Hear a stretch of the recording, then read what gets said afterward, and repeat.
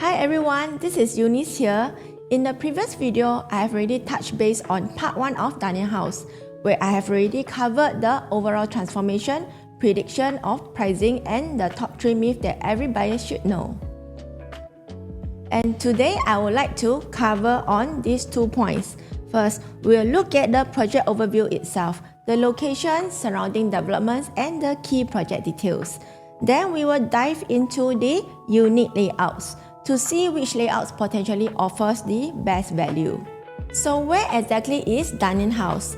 Dunearn House is actually a new launch located within District 11 CCR region and one of the Singapore's most established and prestigious residential districts. So projects in Bukit Timah have traditionally been known for their strong owner-occupier demand due to the good schools, greenery, and central location. And that's the reason why I believe Dunearn House will draw a strong attention from the market. And let's take a look at the location map itself. And location is probably one of the Dunearn House strongest selling point. So firstly, it's only about 5 minutes walk from the 6th Avenue MRT. If you just walk from the Dunearn House to 6th Avenue MRT, it will take about 5 minutes walk. And secondly, in the future, residents will also be within walking distance to the future Turf City MRT, which is on the Cross Island line, which brings a lot of convenience to the residents here because they will eventually enjoy the access to 2 MRT lines. Another point worth highlighting is that Dunearn House will be one of the tallest private residential developments within the immediate Turf City precinct, and many units here actually get to enjoy more open views. So let's take a look at the project info right now. And Dunearn House actually consists of 380 units across 5 residential blocks, and 2 of the blocks actually comprise of 19 stories and 3 blocks here actually comprising of the 10 stories. And the unit type actually range from 2-bedder to 4-bedders. And TOP is actually expected to be end of 2030. And one thing to note here is that this is designed to be a car-light development, so with fewer car park lots compared to the total number of units. As per what you can see here, there are altogether 228 car park lots here. And this project itself is actually developed by Fraser's Property, CSC Land, and Sekizue House. And these are all the established developers with a strong track record in Singapore. And the next couple of slides actually showcase the various facilities and also the artist impressions within the development itself. One thing I really like about Dunearn House is actually how livable it feels.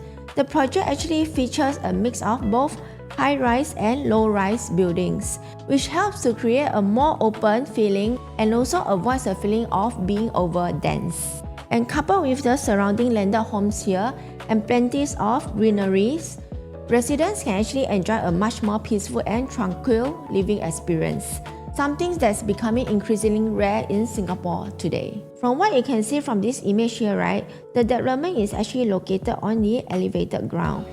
As per what you can see from here, and it's actually split into 2 different collections, where we have the Pinnacles collection, which is on the high-rise towers, and Luxury collection, which is on the low-rise tower.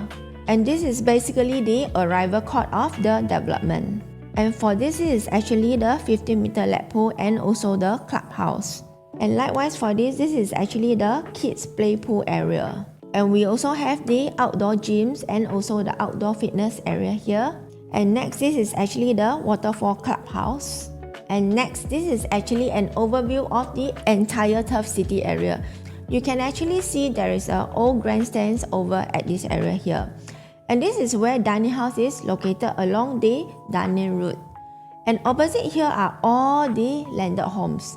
And towards the right will be the Botanical Gardens, Hwa Chong Institution direction. And towards the left is actually to the King's Albert Park Beauty World direction. And behind us here will be the Bukit Timah Hill, MacRitchie Reservoir, Upper Pierce Reservoir direction. And there will also be upcoming BTO over at this area here. Let's take a look at the site map.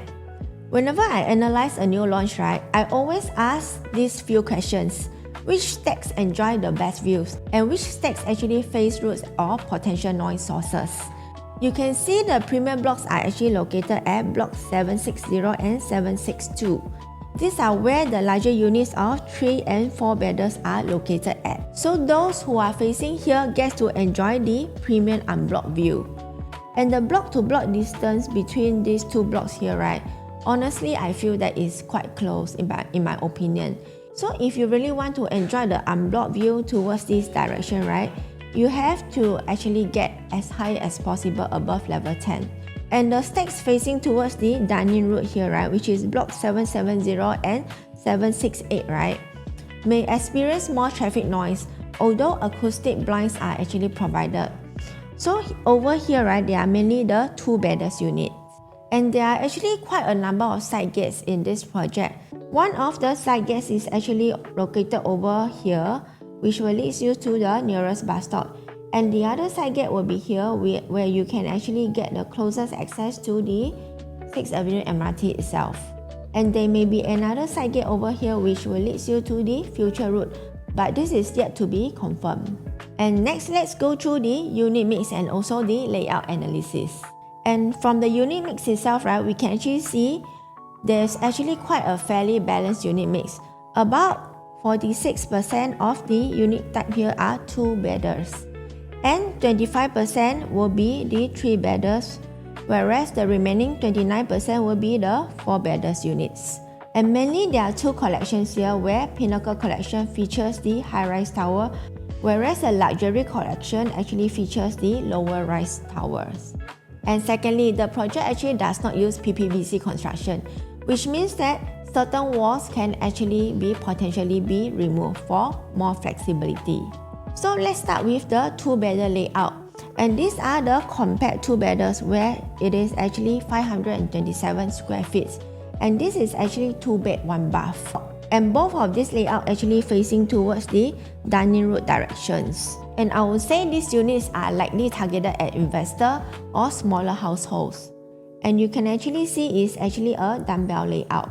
And next, let's go through the 2-bedroom premium. And this is actually a 2-bed, 2-bath unit. So personally, there are 3 different types of 2-bed premium. And you can see their size is all the same, 614 square feet. And all of this layout actually enjoy inner facing or towards the pool facing. So for buyers looking at long-term on-stay, right, or for investment, this unit could be worth considering because these 3 are quite similar in terms of the layout, except the positioning of the DB box, which is on a different direction. And next, moving on to 2-bedroom plus study. And this is actually one of the layout that I like the most. And the 2-bedder plus study layout, right, is actually located over at the low-rise tower here. And one advantage here is the additional study space, which has been increasingly important with hybrid work arrangements. However, if you do not need the additional study space, right, you can actually head away the walls over here to make the dining and living room bigger. Another plus point of this layout is the kitchens, the bathroom all come with the natural ventilation. And honestly, this is very rare in today's market for a 2-bedder unit. And the rest of the difference is mainly actually on the foyer area here. And next, we have the 3-bedder layout. And for the 3-bedroom and 3-bedroom flexi, right, it's mainly located at the low-rise tower as well. And it is all having the inward facing. At 72 square feet compact 3-bedder, right, is actually quite efficient. Apart of all the natural ventilation that you can find in the kitchen and the bathroom, it actually comes with the household shelter as well, for storage purposes or for those who has a helper. And for 936 square feet, right, it comes with a larger kitchen and with an extra WC area here. So you can even hack down this wall on the flexi side to enlarge the entire living and dining space. Okay, and next we have the 3-bedder plus study. And the 3-bedder plus study layouts, right, adds an additional study area over here. And it comes with the natural ventilation as well. And this can actually function as a home office, children room or your hobby space. So with just 947 square feet, right, you can actually get a very proper study room, as well as the household shelter as well. And the difference between these two, right, are mainly on the foyer area. If you are someone who prefers privacy, where you do not want to have a direct view towards your unit, then the 969 square feet will give you an additional privacy.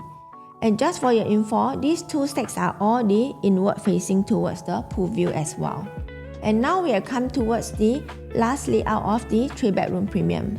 And the 3-bedroom premium, right, is actually located at the Pinnacle Collection, which is on the high-rise tower. And this unit here actually features both the dry kitchen and the wet kitchen, with an additional of the yard area, which is usually something buyers in the luxury segment appreciates. So this unit here has both inward and outward facings toward the unblocked view. And now we have come to the 4-bedder unit layout.